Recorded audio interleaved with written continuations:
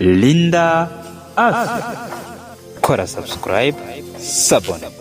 Ndagira ngo nkuko bababwiye nge ntabwo ndi barambire. Kama vile wamewaambia hata wakawiza. Ahubwo ndashaka kugana ku musozo nki. Nataka nielekee hitimisho. Abantu benshi cyane bararwaye. Watu wengi ni wagonjwa. Kandi ubutumwa bwiza umurimo wabwo no gukiza umubiri n'umutima.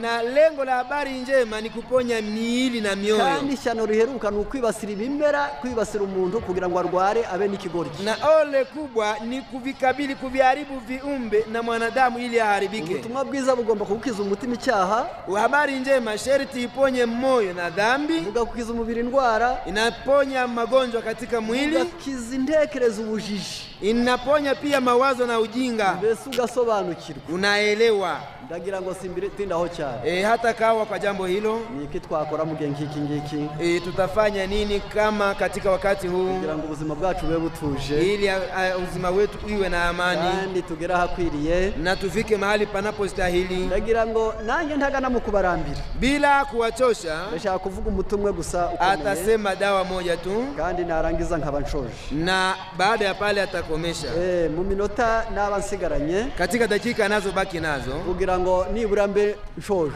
ili ahitimishe. Ndashaka kuvuga kuri ibintu bikurikira. Atasema kwa mambo haya yafuatayo: kubwo guhunga, kwa sababu ya kukimbia, amagufa y'abana bae mato, mifupa ya watoto imekuwa midogo, kubwo kwicucika mu miji, kwa sababu ya kukusanyika katika miji, mboga rwatsi ntabwo ziboneka, mboga majani hazipatikane, none igicuri cyabaye kinshi cyane. Sasa kifafa kimeongezeka sana, vivimba mu nda z'ababyeyi byabaye byinshi, vivimba katika tumbo za wanawake vimekuwa vingi, ukwirirwa mu iduka ugataha bwije ukarya amavuta ya ninjoro byagwije ibibyimba muri nyababyeyi, kwa sababu ya kushinda dukani unarudi usiku unakula chakula cha usiku pia yenye kutiwa mafuta, imesababisha wanawake wagonje vivimba ndani ya tumbo. None cyabaye ikibazo, sasa imekuwa shida.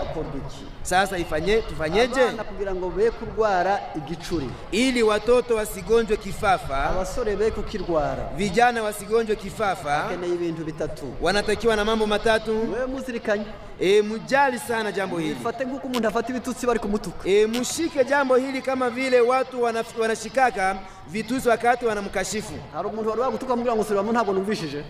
Eske kuna mtu aliyekutukana unasema sisikie vizuri, rudia ndani? Ndimuhera kwa bifata pale wanapokutukana unakamata ile kitusi wamekutukana, mumbwira ngo nsubiremo ahubwo mubifata. Musiniambie niyarudie, bali mushike. Uvura igicuri bafata avoka imwe, kwa kuponya kutibu kifafa wanakamata avoka moja, bagafata igikoma cy'uburo, wanakamata bui ya bulezi, bagafata tuvuta bita bleba abandi bita margarine, wanakamata mafuta wanaita bleba, iko kuma alimentation na automatique. Muri za alimentation muzayibona.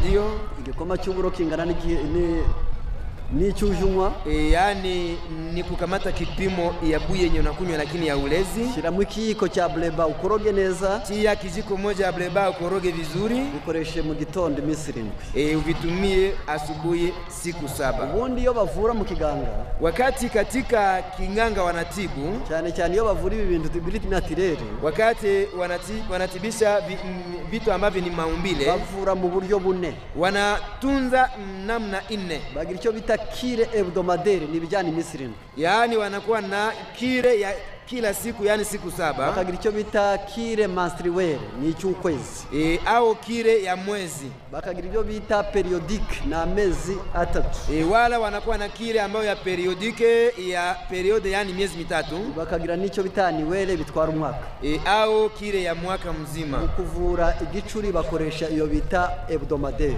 Kwa kutibu kifafa wanatumia ile kire ya juma. Noneho ufata na onyo, sasa unakamata na onyo rouge, indimu na karoti, pamoja na karoti, na karoti neza, unavikatakata vidogo vidogo, ugashyiraho ibiko 2 by'amavuta y'ibihwagari, unatia vijiko 2 ya mafuta ya tournesol, ibintu kabirya 4 mu cyumweru, unavikula mara 4 kwa juma, wenda kurya kumanywa, chakula cha mchana, ukabikora ukwezi, unavifanya mwezi. Si igicuri gusa ubuvuye, si kifafa tu njo umeponya, ahubwo uri ibyo bintu ko ari 4 abavuye n'umwijima, bali mwenye kula vitu vile 4 ametibu hata na maini. Ntabwo abavuye umwijima gusa, hatibu maini pekee, ahubwo abavuye n'amaso, ametibu hata na macho. ntabwo abari amaso gusa avuye, hatibu macho pekee, ahubwo abavuye n'amagufa. ametibu hata na mifupa. Ntabwo abavuye amagufa gusa, Hatibu mifupa pekee, ahubwo abakingiye cyangwa avuye ibibyimba byo mu nda. anatibu wala anakinga vivimba vya tumboni. Si ibyo gusa abakoze, Si hivyo tu amefanya, ahubwo kuri we abayongereye ubutaraga umwijima we.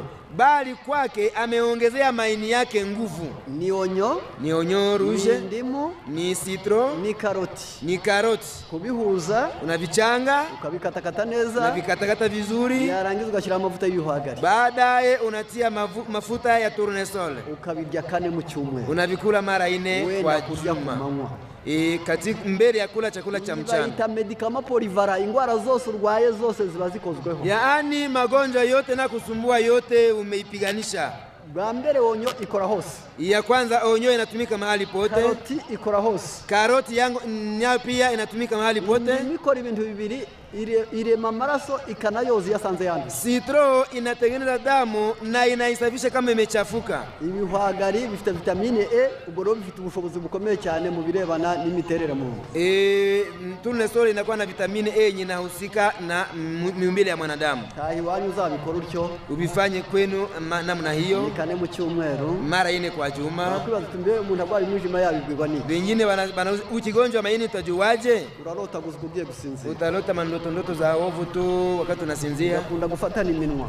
Midomo yako inanatanata. Ukagira agasonga ko mu mugongo. Yaani unakuwa na kichomi mgongoni. Ufite ubute. Unasikia una uzembe. Yarangiza warya ibyo kurya bigatinda mu nda. Wakati unakula chakula kinakawia tumboni. Akantu kose kakubabaza kumva warira. Wakati mtu yote anakuhuzunisha au kila kitu kinakuhuzunisha unasikia una haja ya kulia. Ngibyo ni impamvu tubabwira ibi bintu.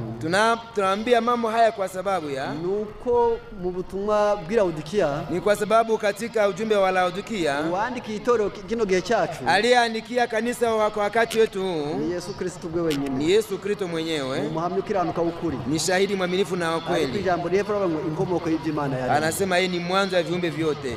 Linda Afya. Kora subscribe, sabone.